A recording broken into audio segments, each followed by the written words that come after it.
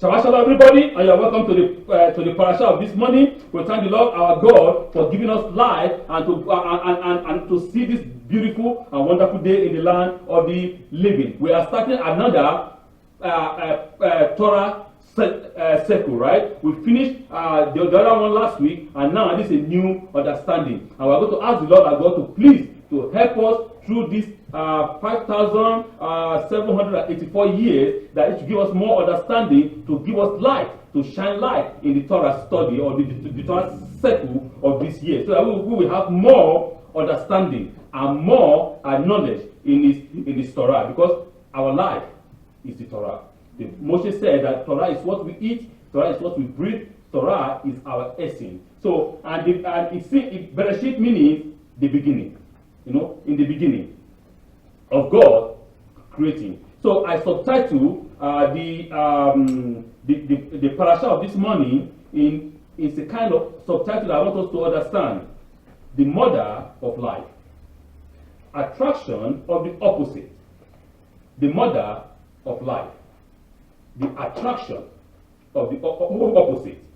So who is the mother of life? And why is it that God creates the opposite? Even though in physics tells us, right, that positive attracts negative, right? That is it. God, in physics, we can understand that positive and positive, they repair. Negative and negative, they repair. But positive and negative, they do what? They attract.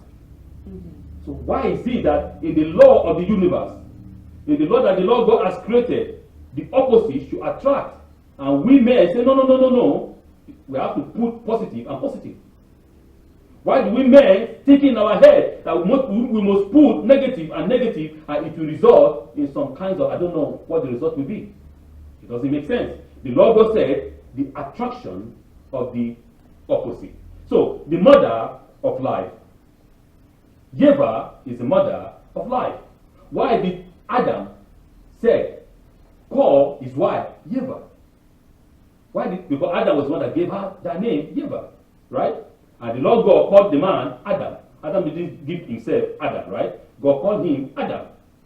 And then Adam named all the animals that God created. And God created the woman, and Adam named the woman YHWH. Why did Adam decide to name the woman YHWH? This is what I'm going to talk about this morning, and the relationship between men and women. This week we begin the Torah with the reading of Bereshit. Bereshit bara Elokim, in the beginning of God creating. That is Genesis chapter 1, verse 1. The beginning of a new world, a blank slate with the chance to impart significantly. God is giving me and you a new plate now. What will our life be at the end of this year? You have to focus. You have to look ahead. You see, we are not blinded like this. Our mind, our understanding should always be what? In the future. Focus in the future. What will be at the end of this year that we are? By the time I go to enter 5,785, what will you say that I have achieved? You have to think about that now. It's not at the end of the year you start thinking, oh, what did I achieve now? No. You have to start planning of what you are going to achieve. A person wants to go to university, right? Okay, yeah, I want to go to university. University costs money, no? You have to spend money. I say, no. I will blow all my money, blow. You blow everything up. And then the time for you to go to university comes, start scratching your head. Okay, how am I going to get the money? I do have, but you spend all your money. Instead of to do what? To save, right? You save your money. I always tell my children, okay, if you save $1, at the end of the year, I give you $1. I'm making $2. If you save $10, at the end of the year, I give you $10 more, making it what? $20. You encourage your children to do what? To save. Give them the understanding. That is our tradition. Our parents, they taught us what? They taught us the importance of gold. Gold is money. Oh, no. Every Hebrew family will teach their children the importance of gold. You don't just, you might be a millionaire, even though you are a millionaire, if you don't teach your children on how to utilize that gold very well, if you pass away, that money will disappear. and your family will become poor again. So you need to teach them the importance of gold, on how to use it, to utilize it to benefit themselves and their generation. So I tell you, okay, if you say, I give you this, more, right? So that is it. So you have to teach them, you have to save, you have to look at the future. That, okay, this is what I want to achieve. God, by your grace, by your power, I set this before me. And I want to achieve this before the end of the year, so that at the end of the year, I know that what I have achieved in the year 5,784. So this is a new slate that God has given us, that we should impart in each other's life, and in the life of our community, and the life of our nation called Canada. Into that setting, Adam Harishon, Adam, the first man, was placed. Adam had that fresh start, the opportunity to make real decisions which will affect the entire world. The Torah continues, and the world was in an astonishing state of void, emptiness, and darkness. Okay, now Adam was placed in this new fresh world. You know, now God has placed you in the beginning, right? And so we have to understand that we have to make decisions. In this new year, you have to make decisions. I have to make decisions. And this decision might be very what? It might be very, very significant in our lives. That is a decision that will affect your generation after your generation after your generation. A decision that is going to affect you, a decision that is going to affect the community. So what are you going to decide? It's a new year. God has openly on to you, say, oh, madam, monsieur, now I give it to you. You decide. God won't come and decide for you. So that when you come and say, hey, it is God's fault. No, it doesn't work that way. God did not make us a robot. We are a human being. A being that decides, that have intelligence. You have to decide. It is your choice. If you choose the left, you go to the left. If you choose the right, you go to the right. It is your choice. So at the end, don't come and blame nobody. Say, oh, it is my mama. It is my papa's fault. It is my daughter's fault. It is my son's fault. No. It is my neighbor's fault. How I understand. It is the fault of the rabbi. You don't come and say it is the fault of the rabbi. No. You decide yourself. Yes. It is your decision. But make sure you do what? You take the right decision. A positive one that will lead into what? Into glory. Alright? So Adam was placed in this kind of situation, and he made his own choice. Right? And now Adam cannot come and say it is God's fault. Though he put the blame on God, yeah. Though he said, no, it is a woman that you made that caused me to do this thing. And you know what? I don't want to do it. Yesterday, Rabbi was saying something when we were having Erev Shabbat. Right? We were discussing about the Bereshit. Rabbi said, did Yeva force you to eat it? Of course not. Yeva did not force Adam. Say, Adam, open your mouth. I will push it in your mouth. No, Adam made the decision. They're like, okay, I will take it and eat too. Okay, the issue now is, did the serpent force Yeva or force in the mouth of Yeva? No. Yeva decided, okay, I want to taste too, right? So this is the issue. They made their decision. So God is at fault here. So the fault is on them by themselves, and they face the consequence of their actions. So remember, every choice that we make, that at the end, has a consequence. Either a positive one or a negative one. You decide. So there's always a consequence. Don't forget about that. So you think, oh yeah, that sounds familiar.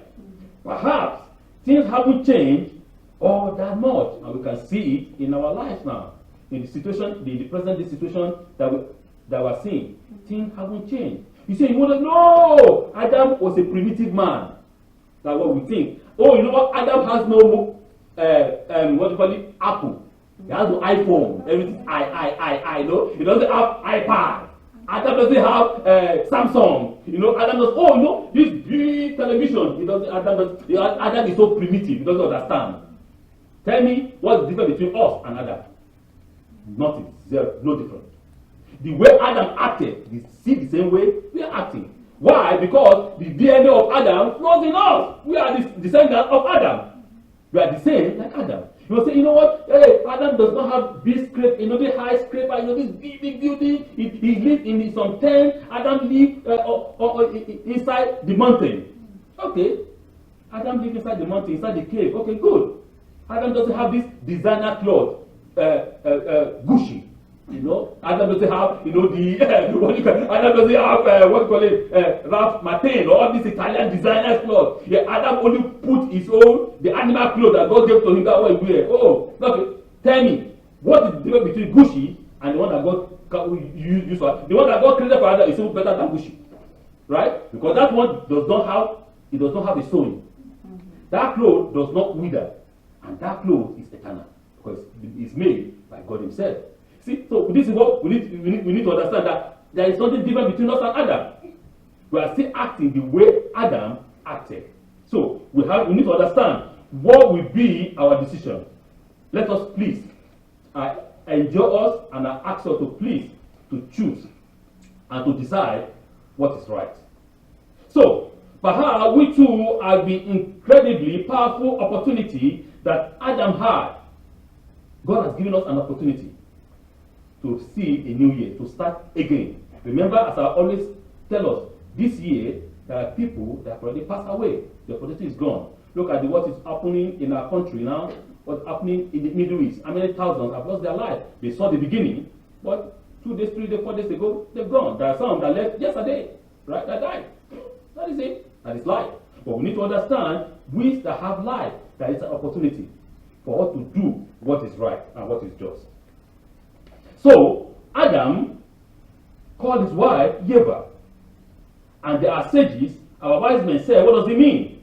It means when they thought that every person is obligated to feel the world was created for me. It's not the pride. It is not hastiness. It is an opportunity and responsibility. Adam called his wife Chava. And our sages tell us that each and every one of us has to have this idea in our mind that the world is created for me. This world is mine. Right? It's created for me. It is not that you are proud. No. It is not that you have an hasty mind. You know that, no. It is rather the opposite. It is all about responsibility. It is all about, the other one is to lay low. What it means. Because there is a responsibility. Most of us, we want to have everything, and we don't want to be responsible for nothing. How does it work? I don't know. Only in the 21st century, I see that it works. They say, no, don't worry. Don't bother. The man and the woman can stay together, is good. The man and the man can live together, is good. No consequence. The woman and the woman can live together, no consequence, is good. Even though, you know what? I know now. Even though I have another idea. A man can even change and become a woman. Oh, I have a woman can even become a man. Now, they will combine the sport together. They say a man can fight a woman. They've gone cuckoo, everybody. A biological man, change and become a woman, right? And put boo-boos in his chest and begin to fight a biological woman. How does it work? They say, I remove his testosterone, or I remove his adrenaline, or his testosterone. His testosterone is low. His testosterone is the same thing like that of a woman, so they can fight a woman. Dumb people. You see, this is the problem that we're facing. And God is saying, it won't that way. The way I created it is the best way. Keep it that way. Understand that the basic of civilization is the family. The man and the woman. God created the man and created the woman opposite him. It's not him. It is a being that is opposite him. Understand? Because many people want to also have a wife that looks like them. A woman that behaves like them. A woman that is the same mirror response of them. It doesn't work. No. A woman, you cannot say, I said, like, I'm a man and I want a woman that behaves like that, have the same character like me. That marriage is doomed. It will fail. Because you are seeing yourself every morning. You should have a woman that is opposite you. Not like you. What God is telling us about the singularity of life. The diversity is good. Our diversity, our personality, our individuality should not create a division. Our individuality, our personality is what we call a salt in the soup. We have a soup. If there is no salt in the soup, it tastes nothing. But if there is salt in the soup, it is good. So our individuality is the salt in the soup. The man and the woman is the soup. And being opposite one another is not for war. It's not for destruction. It's not for to kill one another. No. It will actually benefit one another. Because the man does not see, the woman sees. What the woman does not see, the man sees. But if all of you are the same thing, you see the same thing, what of the one that you don't see? Then you have a problem. So this thing should be a unifying force, singularity, not a division. Okay, so God created us as a social being, as I said. And Adonai God said, it is not good for the man to be alone. I will make for him a helper as his opposite. Genesis chapter 2, verse 18. As a social creature, we have a strong desire for companionship, to share our life with someone like-minded, a soulmate, they call it. A man needs a woman, and a woman needs a man to help each other along this journey that we call life. When it comes to magnetism, as I said, two like poles detract, and two opposite poles attract. It is with man and woman. It is the same thing like man and a woman. We need each other because of our differences and not in spite of them. The highest level of the relationship between a man and a woman is becoming one flesh. It's hard. God said, and they two shall become what? One. It's very hard. God understands that you have to think. It's a choice. Both of you are not animals. You are a being. You have to think on how to make it work. It has to work. If it doesn't work, then you are doomed. The marriage, the relationship, it has to work.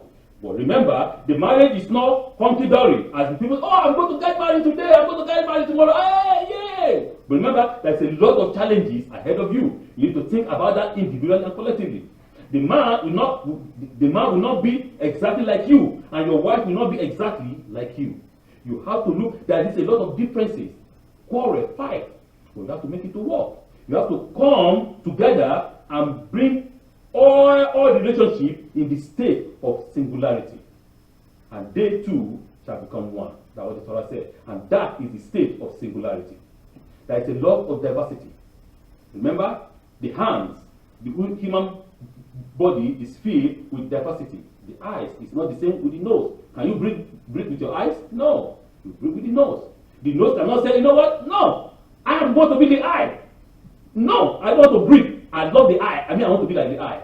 Or the hearing cannot say, oh, I'm tired of hearing. I want to be the eye that sees. Let's see if it works out. The hand cannot say, you know what? I'm tired of putting my, doing everything. I want to be the leg. I want to walk. Let's see if it works out. Or the leg cannot say, you know what? I am tired. I want to be the intestine or the liver. You decide if you go to work out. This is what, but the whole body is one. Because they walk in unison. They walk in a state of singularity. And so that is what the Torah is saying, that each and every one, Adam and Eva, were made opposite of one another. And remember what do you call it? Our father, Jacob said, am I the one that do what? That give life? When Rahel was disturbing him. I don't have a child, or the other one, Leah has all the old child. I'm not the one that gives child. God gives child. And the same our father, Yitzhak, he said, my wife is barren, what is going on? And the Torah said, and Yitzhak prayed opposite his wife. For them to have child. Remember also that Sarah was barren. And God has to change her name, remove the I, and put what? And put he. According to our study, it's like Sarah was a man. But physically was a woman, but spiritually was a man. But God has to remove that I and put he. Because he is life. For her to become a woman, to conceive and have a child. Without that, it will never work. Remember. So this is what, so Yeva is from the word hey, meaning life. It's a woman that gives life. She is the mother of all. the mother of all of us, everything under the sun. But we need to see what perspective Adam saw. Remember, this is after they commit sin. This is after they've done what is wrong in the garden. But Adam has a different mindset. I understand that when we read the book of Bereshit, we only look at the negative side. Oh, Adam sinned. I should have been like this, and I shall live eternal life. It's because of Adam that we are in this state. But remember, there's another perspective that we can look at it. Adam saw everything that was crumbling around him. But Adam has a positive perspective. He said, I will pick everything up from where I'm falling. I will rise again.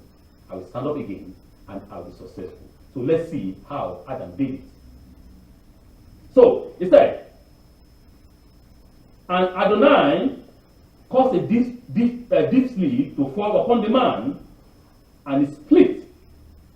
And he took one of his side, and he closed up the flesh below it. And Adonai God built the side that he took from the man into a woman, and he brought her to the man. And the man said, wow, this time, this is it. Bone of my bone, the flesh of my flesh. This one shall be called a woman, for from the man she was taken. Therefore, a man leaves his father and mother, and cling to his wife, and both of them become one flesh. Genesis chapter 2, verse 21 to 24. Even though despite of this, Adam understood. When God brought all the animals before him, our sage said that actually people think that the bringing of the animal is for Adam to name them, right? To name them one by one, and Adam named them one by one, right? Because the angel thought that Adam was foolish. And God said, no, he's more smarter than you guys. See, because God brought the animal before the angel to name them. They couldn't name them, they don't know. And God said, watch out the man that I think is stupid. The man that I think is a flesh. Let's see what the man will call it. And Adam named one of them one by one. They were surprised. Wow, this is incredible. Right? So let's see. But that is not only the purpose. There is a hidden purpose at the back. Actually, God brought all the animals for Adam to see if he can find a wife among them. Adam said, no, this is not. No, this is not. No, this is not. No, this is not. It does not match me. Because Adam understood that he's above them all. Adam understood that his life is not the same like their own. They have the Spirit of God, which those ones they don't have. They have the understanding of God, which those ones they don't have. They are far below me. I cannot marry them. I cannot take them as a wife. They are far below me. And God saw, yes, he passed the test. And God said, I'm going to make him a woman, a wife that is going to be with him, that will warm him up, a wife that is going to be close with him. But with a single man, that's going to die alone, my friend. You need heat. And that's the reason why God said they should warm one another. It's not by saying, oh, you know what? I'm alone on my own. I'm going to do everything by myself. No. You need an assistant. Someone who will back you up. That's all these things that we say in my village, or in my language, rather. Behind the throne, there is a power behind the throne. The woman is the power behind the throne. Without the woman, there can be no throne. We need to understand that as a man. Without the woman, there is no throne. You are wasting your time. The power that is backing the throne is the woman. The woman is the head. Actually, is the head. She's strong. She's more advanced. She's more intelligent than the man. The man, I'm sorry to say, we are done. We are like zombies. We go one way. The woman, her eye is 360 degrees. She sees what the man does not see, she sees them all. And that is why she's the helper of the man. So let's see. Okay, after the fall, it seems that Adam was in doom, in despair, and it's a lot of destruction that Adam has caused because he ate from the tree. It happened so fast after the promise of an ideal life that God has showed them in the Garden of Eden, a wonderful eternal life. But suddenly there is no longer eternal life. And all caused just because of biting of the fruit that is forbidden. The man who was promised eternal bliss in the Garden of Eden, is now admonished, is now punished with a plethora of misfortunes. He must toil for this, for what? He must toil by his sweat, by his brow, by his work on earth that will produce thorn and thirst for his food. His wife must bear the pain of childbirth with all of these of its physiological implications. All these are crowned with the most beautiful malediction that you are dust, and to dust you shall return. You see, it's a malediction. It's a big problem. You came from dust, and dust you shall return. Because you disobey, that's a consequence of your action. And remember, even though with Yeva, with all the problem that she's going to pass during childbirth. How many women in most countries, even though in Canada they call first world, the advanced world, how many women still die during childbirth? I know it is far less than in the undeveloped world. That is part of the consequence of our actions. But we need to remember that God that created us, that gave us all these things, also gave us a way out, a way to escape. And Adam realized that and understood that. And let's see how Adam changed the perspective. But it seems that Adam take all the news in a proper perspective, because all of us always think about, oh, Adam caused me all this trouble. Oh no, if I was the Adam, I would never eat of the tree. Adam made a mistake. Why did you do that? If you are Adam, you will do the same thing. You need to understand that, because we say, oh, if I was Adam, I will listen to God. Okay, thank you so much. You are not listening to God. Your forefather did not listen. Your forefather did not. So you are the one that is good. Okay, good luck. Anyway, in the verse that immediately followed the admonition, Adam does not spread blame before Adam blamed his wife. No, oh, she did it. And the woman said, no, I cannot take this problem, this whole weight. No, the serpent did it, right? So, but after the birth of that, Adam quickly rearranged his mind. He stopped blaming his wife, because blame is enough to reach everybody, right? Adam does not spread blame or lament his fate. Oh, poor me. Oh my God, I'm finished. No. Adam stood upright. For Adam is created erect before God, right? He stood upright, not lamenting his fate. He continued developing civilization exactly where he left off. Period to his meeting his wife Eva and partaking of the forbidden fruit, Adam began classifying all the living creatures and names them that appropriately describe the attribute of those animals. After the admonition, he continues. He names his wife. Adam called his wife Eva because she was the mother of all life. Genesis chapter 3, verse 20. Isn't it unsuitable for Adam to name his wife Eva? Right? The mother of all life? Immediately following the admonitions of death. What message is the Torah sending us with that juxtaposition? Okay, God just told you, to dust you shall return. Right? That's what God told them, right? And Adam come and say, no. The name of my wife is Eva. The name of my wife is life. But God said, I'm going to die. Well, Adam said, no. The name of my wife is Eva. Life. We give life to all. Why this issue? What is Torah trying to teach us here? Why Adam decided to say, you know what? My fate is in my hand. It's not in the hand of the government. The government cannot come and take my child and say, because I refuse my child to become a gay.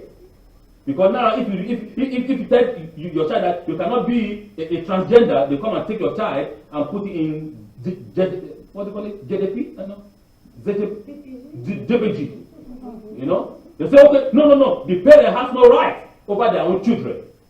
Right? It is the government that has right over your own children. What do they smoke? I don't understand. What do they drink? I have no idea. When my wife was pregnant, where's the government? When my wife was pregnant and believe I'm training all my children up, were you there? So why should you come and claim my child from me because I said you shall not be like this?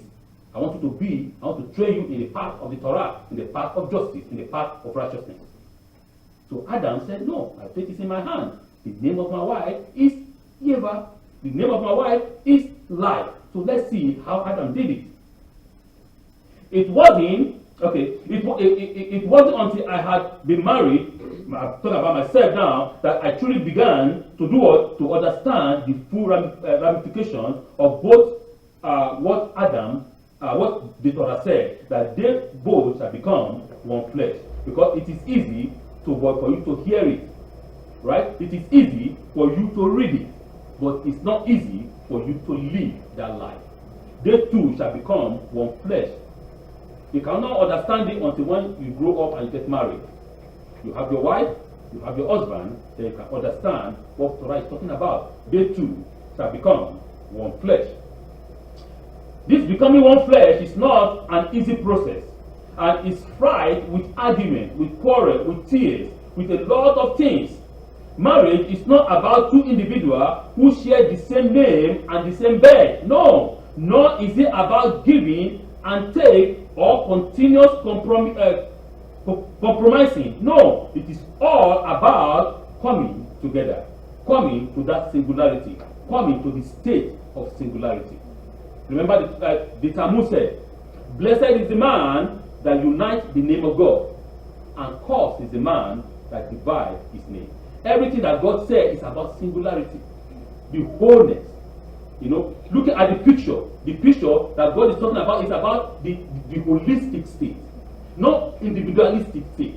No, everything is about holisticality, holistic, complete self. Right? So, and as Sage said, as it was in the beginning, so shall it be at the end. The beginning and the end is one. That's what the Torah said. So, even though the man is here, the woman is here, they cannot survive on their own alone. There cannot be recreation, right? If this was I'm on my own, I'm on my own. For them to recreate, the two have to be one. And when they are one, that is what God is talking about, the state of singularity. We have to come back to that state, that as it was in the beginning, the singularistic state. That is when everything is harmonious. See, that is what God is talking about, by teaching us individually and collectively. So, Adam had the admonition bestowed upon him, his wife, and the entire humanity for eternity. His immediate reaction was not to scorn or to criticize. He named his wife Eva, derived from the word life. He viewed the woman whom he had once blamed for his downfall from a different perspective. He saw only Eve of life. Remember, he saw only the Eve of life, and thus named his wife so. After tragedy and defeat, there is enough blame to share and to do up and to spread around. Adam picked up the pieces and cherished the beauty of what was left. Even though after God caused them that to the soil you shall return, Adam said, hey, I understand the Lord God. You are my God, you created me. But there is a but. Remember, he said, you made me in your image. In the image of God, he created him. He said, there is a but. The woman is life, and I will live. Now, it's a story in the Tanakh about a man that was born with a bad luck, a negative luck. Everybody scorned him because of his negative luck. That's the way he was born. But the man said, no, enough is enough. Remember, your destiny is in your hand. It's not in the hands of nobody. No Hasatan, no negative force can change your destiny. Destiny is from God himself. That is it. And the man said, enough is enough. I will not be called sadness again. I will not be called negative again. I want to be called positive. Now. And he went to God and cried before God and fasted. And God said, oh, I will change it. And God changed his destiny to positive. Adam was the same thing, you understood. Yes, you sentenced me to death. I understand that. But I will live. For my life, my destiny is in my hand. Lord God, this woman, I saw the Eve. I can see the Eve of life. Meaning, I can saw the evening, the dawn of life. The life is going to start. Life is beginning, and I'm not going to be the one to end it. Actually, I'm the one to begin it. I'm the one to start it. And so he called his wife Eva. Adam was very smart. Adam was not a dumb person as we think, right? He was very intelligent. So I want us individually to begin to think like that. You might think, oh, you know, many people say this is not working out, this one is not working out. But remember, your destiny is in your hand. You have the power to change it. Everything can be changed. Don't say this is permanent. No, there's nothing permanent. You can change it. The world can be changed. Everything is in our hands to do it. If we really want to do it. That negativity can become a positive. You dream, I want to build a home. You dream, I want to buy a house. You dream, I want to become a successful person. You dream, I want to become a successful businessman. You can achieve it. I want to become a doctor. You can achieve it. Or it's in your hands. It depends on what you put in. Remember, Adam did not blame anybody. Stop blaming the woman. He said, oh, you wicked woman. Oh, you caused me to do, you caused this thing to happen in my life. Oh, you caused this thing to happen in my family. You are the one that made me to, you give me a child that his leg is like this. Oh, stop blaming the woman, for God's sake. It is not the fault of the woman. Oh, you know, I've been looking for a son. I don't have a son. You only give me woman. Oh, okay. Who did it? The woman did it? Are you not the one that deposited a woman white X chromosome? Why are you blaming the woman every time? Oh, you don't have this, I don't have this. No. Calm down. Reflect. Ask God. You see? Reflect. Ask God. It can be changed. That negative can become positive. That the son that you're looking for, you can have it. Ask. Knock. The door will be open. Seek, you shall find. It's not hard. It's because we are lazy. I don't want to fast. My belly? No. I need to take my breakfast. Okay? I need to do this. You blind your face. You only take care of the physical flesh. What about the soul? The spirituality, your real self? You starve it unto death. Or you go to your bathroom, you can wash for 10 hours. What are you washing? I don't understand. Why are you wasting the electricity? I don't know. You can paint all your face to become God, for God's sake. Why can't you do the same thing to the soul, to your spirit? Everything is balance, Everything is so about balancing. So, the husband feels that his wife is part of his essence. That's what I'm saying. The man can see. Adam saw that without Eva, I cannot make it. We have to be united for us to make it. An extension of himself. And the wife feels the same about the husband. A husband that talks down upon his wife is talking down upon himself. A woman that talks down upon her husband is talking down upon herself. A woman that looks low upon her husband looks low upon herself. A man that looks low upon his wife looks low upon himself. For you and the woman is one. There will still be an argument. Don't forget. This does not mean that some sort of marital harmony will be achieved. All right? It does not mean that. Because the woman is created opposite you. You are two opposite. You are not the same. You are two opposite beings. So, but we have to come to this. That is not a negative thing. I don't know why people think it's a negative thing. It's not negative. Your wife having her own identity, your wife having her own personality that is different from yours, it's not negative, it's positive.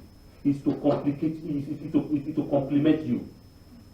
That is why God created it opposite, right? It's to help you as a man. It's not to destroy you as a man, as many people think. It's, oh, my wife is there, my wife is evil, my wife is bad. But it's because you are bad. That's why your wife is bad. Because you see every day that you talk negative about the woman, so you are bad too. Right? So we have to understand that. Nor does it mean that the partner loses their individuality. No, you cannot force the woman to lose her own individuality. No, she's individual. Like you too, you're individual. Come together, make it work. It's hard, but you have to make it work. You have to come to that stage of singularity. They still will have their own personal inspiration and aspiration. You know, no. I don't, my wife makes more money than me. You resent your wife. I don't know, maybe the man has been smoking weed in corner store, you know. Your wife is making more money. Why can't you be happy? Encourage her. Clap for her. And say, oh, I love you, my wife. You are you are epitome of a woman. But for men, they jealous and they seek bad. I just don't understand. Oh, I want to be the. If God says, okay, the woman is not prosperous, you as a man, you back her up. Assist her, give her courage, give her strength. Let her continue in that way, right? If it is the husband, the same thing. We should be able to do what? Help one another. The woman has her own inspiration. The man has his own. This one has her own aspiration. We should all achieve. We should all come together to help one another in our inspiration and aspirations. What does it mean? What does it mean is that the husband and the wife become inseparable. They are bound together as one in the journey of life, united by a clear understanding of what is needed in the context of their relationship for the mutual spiritual growth. He does not see himself on the eve of destruction. He saw himself standing at the dawn of life, and he appreciated that life dearly. Adam appreciated it. Adam saw it and said, yes, God, I thank you. I messed up. I'm going to pick it up from where I messed up, and I'm going to make it perfect. That's what God wants. In the creation, God knows that the creation will be the way it is. Exactly, that's the way He planned it. But He said, everything is very, very good, right? God did not say everything is what is perfect. No. He said everything is very, very good. And now, as He said, it is left for me and you, the descendant of Adam, to make the world a perfect place. You see, it is for us to combine together with God and make it perfect. That is it, nothing more. If God made the world a perfect place, then we don't have a need. God doesn't need us, right? Why did God create us? If everything is perfect already, we are just useless, right? But God made it very, very good because God wants it perfect. And me and you have to combine with our Creator to make it perfect. Shabbat shalom.